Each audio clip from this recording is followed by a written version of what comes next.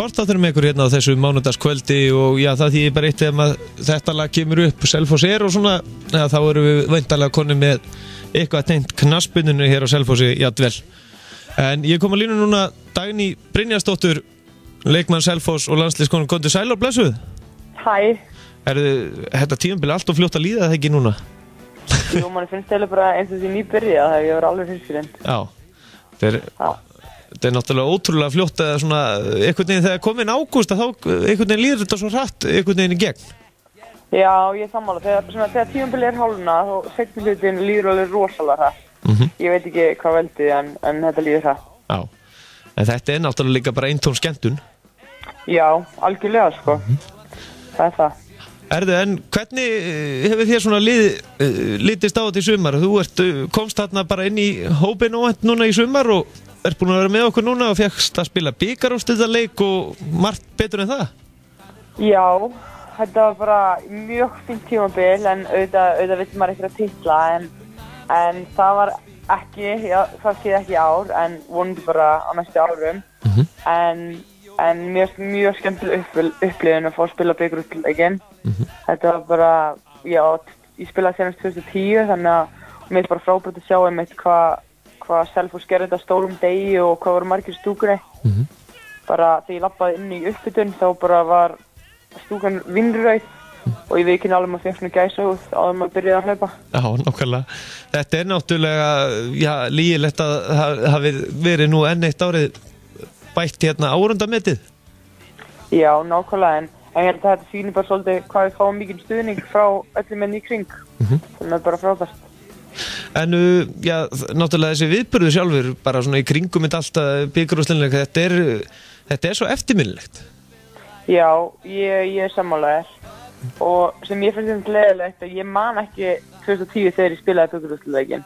Ég man þegar ég tók við verðlaunum og svona en ég man ekki eftir öllu kringum hann. En ég held svona að ég ætla eftir að muna lengi eftir þessum sem ég spilaði í ár. Já, nákvæmlega. En já, nú tímabili búið og það náttúrulega tekur núna við það ekki bara strax í landsliðsverkefnin? Jú, við mitt var landsliðsæfing í dag og 2 æfingar á morgun og við erum að spila æfingarleik á móti Slóvakíu 17. september og svo byrjar fyrsti leikur í undankeppni fyrir EM 2017 22. september á móti Hvíta-Rússlandi. Þannig það var hörku prógram framöndan. Já, og það væntanlega spenningu fyrir með hvað, já, svona stuðningurinn á öllum landsliðum búin að vera upp á síðkastið og það lítur út fyrir að það verði líka áfram hérna kvennamegin. Já, ég var allavega að vona það gefur mann svo mikið stuðning að hafa áhorfendur með okkur og gefur mann svona 12 mannin á vellinum, þannig já, við allar vonumst eftir miklum stuðningi. En já, nú varstu náttúrulega að spila með Selfoss í fyrra og já, þú væntanlega fundi fyrir því það ekki svona hvernig þið endið tímabilið að þá sérðu þið það ekki framföru í hverjum einasta leikmanni í þessum hóp? Jú, algjörlega og mér fannst það bæði einkenni seinasta sumar og núna í sumar að maður sá eiginlega frá byrjun tímabils fram í endan þá sá maður bara munin á hverjum leikmanni. Allir einhvern veginn náttúrulega ungt lið og kannski þessi aldrei maður að taka rosalega mjög framförum en ég get alveg viðurkennt að síðan ég byrjaði í maí í fyrra og svo núna í september það bara, já, allir leikmenn hafa tekið tílíkum framförum. En já, svona með hvernig þetta á Selfossi að þá lítur svona út fyrir það nú ekki mikið svona mismunun á svona umfjöllun og já, og fjöri hérna allan á árundafjölda. Nei, mér það alls ekki og maður fann allavega ekki fyrir því eitthvað að maður væri kvenmaður. Þetta var bara, mér finnst alveg á því lítið jafnrætt í þessu og kannski mætti bara fleiri bæjarfélög taka Selfoss svolítið til fyrirmyndar. Þannig að það allan svona lítur út fyrir það að það búið að vera fjölgun á leikjum í sumar. Já, ég held það og auðvitað kom oft fleiri áhorfendur þegar það gengur vel en þegar kannski margir áhorfendur gleyma líka að þegar það gengur illa þá þarf maður samt kannski ennþá meira stuðningum að halda. Þannig ég held sé bara, já, bara mikilvægt að alltaf að fjölmiðla velli en hvort maður séu kvenmenn að karlmenn spila og og saman hvernig gengur. Þú ólst náttúrulega upp í Rangállasýslunni eða ekki að spila fótbolta þar og þar varstu bara að spila með strákum? Jú, ég spilaði bara með strákum þá ég var 13. Já. Og Þannig að það var hölku fyrr. Já, nákvæmlega. En svona, finnst þér ekki sant svona þó að framförunum séu sant ekki eins og menn óskast eftir í umfjöllunum svona kvennaboltan og kallaboltan að þá nú sant svona ákveðin þróun í rétta átt eða ekki? Jú, það það algjörlega og þó það kannski sé hægt þá það samt í gangi og ég held kannski, já, maður það bara verið svolítið þolinmóður, kannski verður þetta aldrei eins mikið og kallamegin en það alltaf jákvætt að það eru framfarir. Já. Þið eru allan að stjörnunar okkar hérna á Selfossi? Já, allavega eins og ég með það að ganga vel og vonandi heldur það þannig áfram. Nákvæmlega. Og já, þú verður áfram með Selfossi eða ekki bara? Nei, reyndar ekki. Ég set stefnuna að spila í Bandaríkjunum á næsta ári í atvinnumannsdeildinni þar. Og ég með bara byrjuð viðræðum við liðið, það bara að finna út hvað ég ætla að spila. Þetta náttúrulega þú fær kannski að spila núna? Hvað segirðu? Þú færði allan að leik heimild núna? Með Þarna úti? Já. Ég hefði svo sem getið farið þeim til sumar en þá hef ég ekki ráði hvað liði færi og svolítið þannig við þeim. En núna, já, hef ég meiri völd hvert ég fer. Já, ok. Ég hef ekki full völd á því en ég hef meiri völd á því. En svona fyrir utan fótboltan, já, ertu ekki búin að ná að njóta sumarsins vel?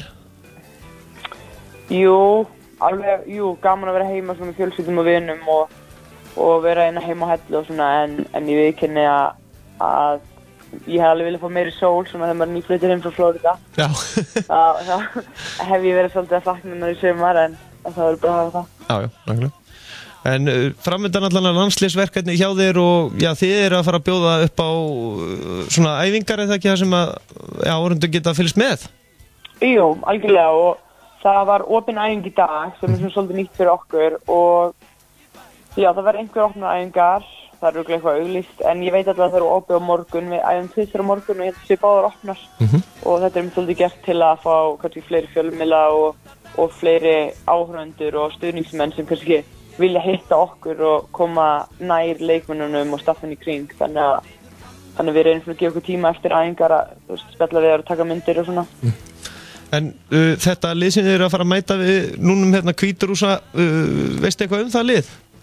Nei, við tókum fund á hann eftir landsliðsæfingu og við veitum ekkert um Hvítarúsland og enginn af okkur leikmönnunum, auðvitað veit að þjálfarinn eitthvað en eins og ég ætti alltaf að einbytta okkur á Slóvakíu þó að sé bara vináttuleikur og binda eftir leikinum á Slóvakíu þá fyrir við að fókusera á Hvítarúsland og þá fáum við upplýsingar frá þjálfarunum veikleika og styrkleika Hvítarúslands og hvað við ætlum að gera til að vinna þér. Já, okay. En já, þær eiga að vera á blaði þriðja sterkasta liðið en þær eru alltaf að fara að geta tekið stig af öllum liðum þannig að þetta verður heldur bara hörkuleikur og við þurfum klárlega að spila allar okkar bara 100% leik til að fá okkur út þessu sko. Svona rétt í lokin að þú væntanlega fylgdist eða ekki með karlalandsliðinu okkar hérna núna undir restina? Jú, ég held nú allir á Íslandi hafi gert það hvort sem við fótboltaskemmtilegir eða ekki. Já. En jú, þetta var bara geggjað hjá þeim og gaman að þeir fá að upplifa EM líka. Og allar svona, já, EM stórt og náttúrulega ennþá stærri karlaboltan heldur en kvenna og ég held að verði bara geðveikt fyrir það. Já, og ætlar þú ekki að veita Viðar Erni og Jón Daða okkar mönnum hérna á Suðurlandinu ráðleggingar? Já, kannski að þeir þurfa á því að halda þeir eru komin í atvinnumennsku og búnir að upplifa hitt og þetta þannig ég veit ekki hvort þið þurfa þess en ef þeir leiti til mín þá reynir ég nú að gefa einhver góð tricks held ég. Já, og þeir hafa náttúrulega ekki keppt á lokakeppni eins og þú. Nei, það reyndar ég ekki. Kannski get ég aðstöða eitthvað. En hvernig var svona þín upplifun þegar þú kepptir á lokakeppni á sínum tíma? Þetta var, mjög stórt mót fyrir mig og ég hef ekki verið stressuð síðan bara fyrir fyrsta leik. Ég sá í svona 3 klukktíma fyrir fyrsta leikinn, þá var ég í byrjunuliði og svo mitt manni eftir í hálfleik að ég var bara af hverju var ég svona stressuð, þetta er náttúrulega bara fótboltaleikur en ég var aldrei á ævinni verið stressuð fyrir þennan leik. Nei, ok. En ég hef líka aldrei aftur orðið stressuð. Nei. Þannig að þetta er virkilega góð reynsla og ég held að þetta þroskar mann rosalega mikið sem knattspyrnumann. Dagný Brynjarsdóttir, þakka kærlega fyrir að gefa okkur tíma og ég hef verið gaman að fylgjast með þér og bara svona í lokin bara áfram Ísland. Já, takk og ég vonast að sjá sem flesta á vellinum. Nákvæmlega, allir á völlin, það er bara skyldumæting. Bestu þakkir. Já, takk, bye. Já, það verður náttúrulega skyldumæting á þennan landsleik Hvíta-Rússum og Slóvakum. Og nú klikkaði kallinn alveg, ég var ekki með þetta beint fyrir fram að mig, fyrsta leikinn. En já, þið getur séð það inn á ksi.is. Hérna er Ísland-Slóvakía á Laugardalsvellinum núna á fimmtudaginn klukkan 6. Við höldum áfram í fótboltanum. Hér eftir smá stund ætlum við að reyna að heyri Ian Jeffs, þjálfara IBVF í Pepsi-deild kvenna.